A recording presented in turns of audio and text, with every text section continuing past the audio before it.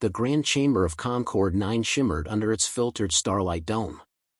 Delegates from 73 species sat in concentric tiers of translucent platforms, murmurs flitting like insects in the void of space. Chancellor Vernextal coiled in his aquatic suspension seat, his gelatinous form pulsing with disdain. The agenda continues, he gurgled through the translator sphere. Earth delegation, declare your planet's apex predator for the biocompatibility register. All eyes turned to the lone human seated in the lower quadrant. Commander Aria Reyes didn't rise immediately. She took a slow breath, adjusted the cuff of her black Terran uniform, and stood with a faint metallic creak of exoleather. Then she raised her hand. No hesitation. No flourish.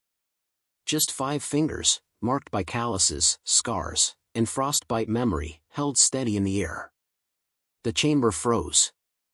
Vernextal blinked. Forgive me. Are you indicating that you are the apex predator of Earth? I am, Aria said, her voice smooth, low, and unsmiling. Homo sapiens. No claws. No fangs. Still the top of the food chain. Gasps rippled across tiers. A Gurtash ambassador clacked its chitinous mandibles nervously. A translucent Quellan sank lower into its hydration tank. A diplomat from the peace bread the Ari visibly flinched. Preposterous, hissed Vernextal. You cannot classify your own species as predator. It undermines the spirit of the Council's biocompatibility accord. Predators destabilize harmony. Then you've never studied Earth's history, Aria said. We didn't just survive predators. We eliminated them. Whispers erupted again. Someone muttered, barbarians. Another, savages in suits. Aria's face remained still. She had heard worse, in war zones and jungle nights with blood on her boots. Here, words were teethless. Vernextal rose from his suspension seat, his tendrils curling in disgust. Then humanity admits to embracing its violent instincts. Aria smiled slightly. We don't embrace them. We mastered them. Mastered? Your kind waged 2 planetary wars, destabilized multiple ecosystems, and now bring that bloodthirst to our council. Those weren't just wars, Aria replied.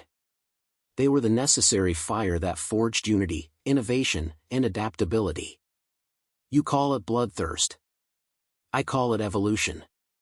A shrill voice from a floating platform asked, so you define your worth in terms of conquest? No, Aria said, stepping forward. In terms of survival. You asked for apex predators. You wanted a record. You weren't ready for the truth. Silence. Finally, a tall, feathered Zixari scholar leaned in. You invoke fear, Commander. And fear destabilizes diplomacy. Aria's lips tightened. Fear without understanding is dangerous. Let me offer understanding. She tapped a small device at her belt. A hologram erupted above her, jungle, dense and humming, under a monsoon sky. It flickered, grainy and raw, recorded by a survival drone. The label in the corner read, Amazon Basin, Earth. Year, 2193. This is me, she said. 18 years old. My dropship was hit by ion flak during a recon exercise. No signal. No rescue for 23 days. On screen, young Aria knelt in the mud, carving a spear from a branch. Her clothes were shredded, eyes alert. Thunder cracked. Something slithered in the background. Jaguars. Parasites. Poisonous frogs. Dehydration. I wasn't the top of the food chain here. Not at first. The recording showed her setting traps, building a fire with a spark stone, skinning something under torchlight. 3 days in, I stopped thinking like prey. I started learning the patterns. Smell of rot meant leeches nearby. Buzzing bees meant dry trees. Movement above meant monkeys, or a predator stalking. The scene cut. A standoff, her against a jaguar. The cat growled. She didn't run. She shouted and lunged. The screen flickered out. Back in the chamber, no one spoke. Aria folded her arms. That's not brutality. That's biology. And we learned to turn survival into strategy. Vernextal pressed a button on his console. This is not a trial. You do not defend evolution here. Aria's tone cooled. Then maybe you shouldn't have asked about predators. A pause. Then she added, but if this council fears us, I'll invoke Article 14 of the Species Defense Charter. Full review. Let your ethics tribunal judge if humanity is a threat, or a shield. That did it. Even the more conservative species stirred. Article 14 hadn't been used in 200 cycles. The review would give Aria the floor, and time. Vernextal leaned in. You want a posture before the tribunal? So be it. But I warn you, if you prove dangerous, you'll be expelled. Dangerous? Aria replied softly. Only to those who think peace means forgetting how to fight. She stepped back, tapped her communicator. Transmit defense data. Start with extinction-level predators. A deep voice crackled in her earpiece, confirmed. Uploading Earth's predator history.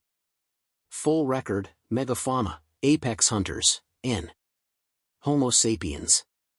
Her eyes swept the chamber one last time. You wanted to know our predator? You just gave her a microphone. She sat down. The chamber didn't whisper this time. It watched. And waited. A low chime echoed across the chamber, signaling the beginning of the Article 14 review. The Grand Council's central platform had restructured into a focused hearing tribunal, more intimate, yet more dangerous. Aria stood before an amphitheater of scrutiny. Each representative now had full access to Earth's predatory archive, but they weren't here to learn. They were here to judge. Aria's voice cut through the silence. Calm. Precise. You want to understand Earth's apex predator? Then you need to understand what we overcame to become one. A hologram bloomed beside her, a rolling savanna, golden with dust and shadow. This is Smilodon fatalis, she said. The saber-toothed cat. Stalked early humans. Could take down prey 10 times its size. The image shifted, men and women with spears and fire, flanking the predator, driving it back. We didn't run. We studied. We adapted. Then we hunted the hunter. The visuals shifted faster now, wolves, dire bears, giant eagles, sharks. Each predator's image paired with humanity's answer, teamwork, tools, fire, traps. Aria spoke with the rhythm of history, not bravado. We didn't grow stronger claws or sharper teeth. We built spears. We trained dogs. We communicated through silence in the dark. Our strength isn't in muscle. It's in pattern recognition. Patience. Planning. Vernextal's voice slithered through the translator. You make it sound noble, yet the data shows extinction-level consequences. Overhunting. Ecological collapse. Aria didn't flinch. We made mistakes. We paid for them. But that's the difference between a beast and a predator with conscience. We learn from every scar. From the upper tiers, a tall insectoid diplomat from the Drox faction raised a limb. How does killing define compatibility with peace? Aria pivoted, locking eyes. Peace doesn't exist in a vacuum. It's not the absence of conflict, it's the result of surviving it. You want guardians, not idealists. You want those who know how to face a threat and end it. A new clip flashed, modern-day humans tracking a rogue polar bear near an Arctic research station. They sedated it, tagged it, rerouted it away from civilians. Today, we protect species we once feared. We manage ecosystems now. But we never forget what it took to get here. Silence stretched. No one interrupted this time. Another flashback rolled in, Aria, wrapped in insulated fibercloth, trudging through a white wasteland. Wind screamed over icy cliffs. A team of cadets staggered behind her. This was Antarctica. No food drops. Just wind, ice, and isolation. The camera caught her building a wind shelter with gloved hands, then hand signaling to her team. Sub-Zero training. We didn't just survive. We taught others how to survive too. A young cadet in the feed whispered in awe, "She smells a storm before the sensors pick it up." Back in the tribunal, Aria crossed her arms. This is what predation gave us, the ability to prepare. To anticipate. You fear the word predator because your world's evolved without them. We didn't have that luxury. Vernextal's tone sharpened. You suggest your danger is an asset. I call it delusion. Then let me clarify, Aria replied, stepping closer. Predators don't just destroy. They balance. Wolves keep herds from overgrazing. Sharks maintain marine equilibrium. We're apex predators not because we kill, we control the chaos. A pause. Then she added, and sometimes, chaos shows up at your doorstep. The chamber lights dimmed as a new sequence began. Footage from the border of human-colonized space. A hostile alien species, feral, hive-minded, tearing through an unprepared colony of the peaceful Zalari. Screams. Confusion. No defense protocols. Then the drop pods came. Terran strike teams landed in silence. No speeches. Just fast, surgical containment. Aria led the charge, plasma rifle across her chest, coordinating with orbital drones. Zalari casualties dropped by 82% after our intervention. We didn't vote. We acted. From the far corner, the Zalari representative stood slowly. His neck fronds trembled. I was there. I remember. You saved my children. Vernextal's tentacles twitched. Heroics do not absolve a species of potential threat. Aria turned to him. Your ethics council wanted apex predators listed for containment. But did you ever ask why predators exist? She didn't wait for a reply. We had to become our planet's apex not to dominate it, but to survive it. And now, your galaxy faces threats it can't negotiate with. Things beyond your science. Creatures without diplomacy or hesitation. She walked toward the center. When those threats come, it won't be your treaties or consensus votes that stop them. It'll be us. The words echoed. Then she spoke softer.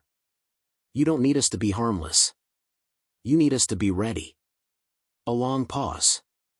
Counselors shifted, murmuring in uncertain tongues. Some leaned forward, thoughtful. Others remained frozen, calculating. Vernextal closed his primary eye. Commander Reyes, you've made your position violently clear. No violence yet, Chancellor, Aria said, dryly. But thank you for the vote of confidence. A nervous laugh bubbled somewhere in the third tier. The chime rang again.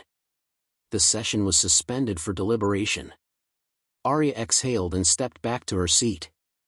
As she sat, her AI assistant whispered through her earpiece. Warning, unscheduled tribunal override detected. Chancellor Vernextal has initiated a private trial clause. Simulation protocol pending. Her brow furrowed. Of course he wouldn't let it go. And he just made the mistake of giving a predator exactly what she wanted, a controlled hunt. The simulated drop was instant, no warning, no transition. One blink, Aria was standing in ankle-deep alien mud, knees bent, instincts flaring. Her body armor snapped tight, HUD flickering to life. The air reeked of rot and ozone. Unscheduled trial simulation initiated by Chancellor Vernextal, her AI buzzed. Objective, survive and neutralize apex-level threat. Surveillance active. Council observing. Of course. Vernex wanted a spectacle, a failure they could broadcast across every species' homeworld. He'd thrown her into a predator zone to prove she didn't belong. Aria didn't bother to curse. She crouched and scanned the jagged terrain. Dark ridges jutted like broken ribs under a pale red sky. Somewhere in the distance, something moved. Fast. Four-legged. Bigger than a lion, quieter than death. Visual anomaly confirmed, AI whispered. local fauna resembles extinct Terran theropods. Figures. She tapped into her suit's kinetic reserves and climbed a ridge silently, staying low. Each movement calculated. No wasted steps. No panic. Predators watch for prey that panics. 200 meters below, one of them appeared. Black-scaled, low to the ground, snout twitching. Another followed. A pack. Aria's eyes narrowed. 7 targets. High-speed hunters. Coordination level, advanced. Suggest evasion. Denied, Aria muttered. We don't run. We redirect. She scavenged quickly, a dry vine, some sharp-edged rocks, a shattered tree limb. She didn't have weapons. Fine. She'd make some. 10 minutes later, she'd built a crude perimeter, tripwires, spikes, a narrow funnel through crumbled rock. She crouched behind a rise, coated in local ash, heartbeat calm. The first creature crept in. She didn't move. Let it commit. Then, snap. The wire snapped its leg sideways. It screeched. 2 more rushed in. Aria burst from cover, slamming her makeshift spear into the throat of the crippled one. She yanked it free, ducked left. One lunged. She dropped flat. Its claws skimmed her back. She rolled, jabbed upward into its underbelly. The last 3 hesitated. They circled. They were learning. So was she. She grabbed a fragment of bone, smeared herself with the creature's blood, and stood tall, unblinking. I'm not prey, she growled. I'm what you should have feared. They backed away. Then vanished. The simulation blinked off. She was standing once again in the council chamber, mud-streaked, bloodied, but alive. A second later, a full holoreel of the trial appeared in the air above. It played from the Predator's POV, Aria in flashes of motion, too fast, too smart. The kill. The trap. The retreat. Silence reigned. Even the Chancellor didn't speak. The Zalari ambassador leaned forward. That wasn't just survival. That was control. Aria looked up at the assembled delegates. You asked if humans were dangerous. You saw the answer. Now ask the right question, what happens when something worse than us shows up? She waited.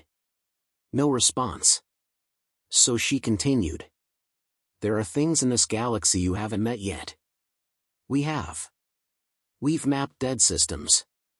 Found worlds stripped of atmosphere. Species erased by something that doesn't negotiate or follow protocol. She tapped her wrist. A new feed appeared, Terran probes recording the charred remains of a mining colony. No signs of life. No clues. Just surgical annihilation. We didn't evolve to destroy. We evolved to stand between the darkness and the fire. You call us violent. I say we're willing to do what your species evolved to avoid. Vernextal finally stirred. So we are to rely on monsters as guardians? Aria stepped forward, her voice firm. Not monsters. Just honest survivors. You need someone who can track a killer through unknown worlds. Who doesn't freeze at blood or shadows. Who can make hard choices when the polite ones fail. She paused, then added, when the storm comes, you won't send in philosophers. You'll send people like me. From the back, the Zixari scholar stood. Then we accept the Predator, if she protects the pack. The council chime rang. Deliberation ended. The vote began. One by one, the names lit up in green. Zalari. Quellen. Gurtash. Drox. Zixari. Then others followed. Only a few remained red, abstentions, not rejections. Earth retained its seat. Aria exhaled. Slowly. Vernextal slumped back in his suspension field. He said nothing. The chamber began to break into quiet applause, a rare, uneasy gesture in Galactic Council tradition. She ignored it. Instead, she turned to the Council's central node. You asked what Earth's apex predator was, she said, eyes locked with every diplomat in the room. Now you know. She didn't smile. She didn't need to. She'd already won.